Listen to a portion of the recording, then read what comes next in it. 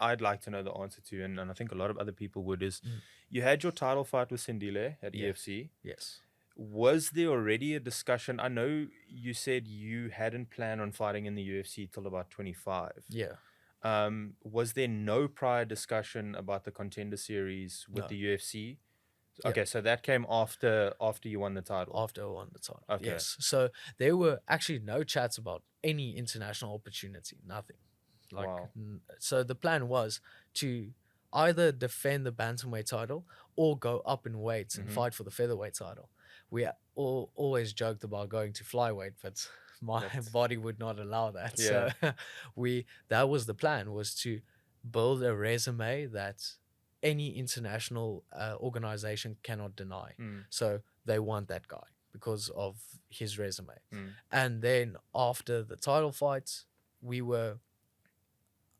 my management and I sent them the full fight.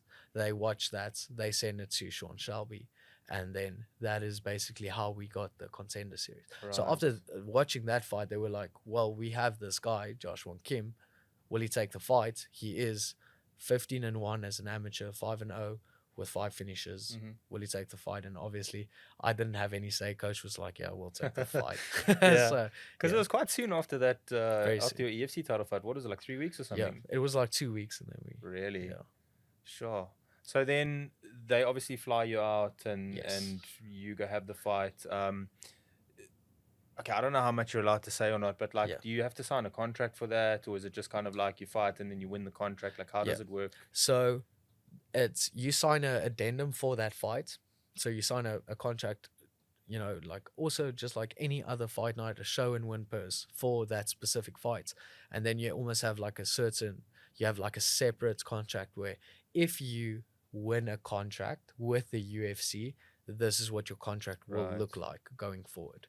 And then you just hope you get that one. Yeah. So, yeah. That's interesting. I didn't know that actually you get a show and a win for being on the Contender Series. Yeah. That's very I cool. don't know if I'm allowed to say that, but yeah. Look, find out, and if you're not allowed to, we'll cut it out. So don't worry. But also, yeah, it's fine. You don't want to. I don't know. You don't want to be on the UFC's They bad gave books. me 2 packets of knick-knacks and a Coke. Okay. Yeah. Okay, got you. And from the EFC side, so this is also another thing, because a lot of people are going. It's a great platform, obviously, but if you're signed to a contract for the EFC, and the UFC, UAA Warriors, whoever comes knocking, do they have to buy you out of your EFC contract, or how does that So, whole situation I'm work? guessing it works differently with everyone, depending on what their contract says. But in my experience, the EFC has been very accommodating with opportunities that come up. So they will sometimes work with the athletes to try and get them opportunities elsewhere, or they will have maybe buyout clauses. I've heard of them doing that as well, or they'll have other stipulations of that. But in my personal experience, once we got the opportunity to go to the Contender Series, we had open discussion with the EFC, and we were like, this, we cannot You pass can't this pass it up, no. And thankful to them, they've never been stingy in that way. So they were like, they've been massive supporters of both Triggers and my career, and so it was easy working with them going forward. No, most definitely. I still see Graham always posting about you guys. And just nothing but support. I mean, it's good to see, because like you said, the last thing you want is somebody to hold you back and be like, you're alpha, you got a contract, Exactly. it's ironclad, like, Yeah. can't go anywhere.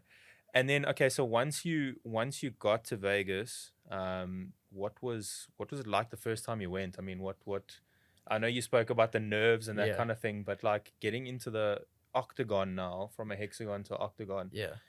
When you started fighting with him, what was the goal for, like, what was the difference in level of competition?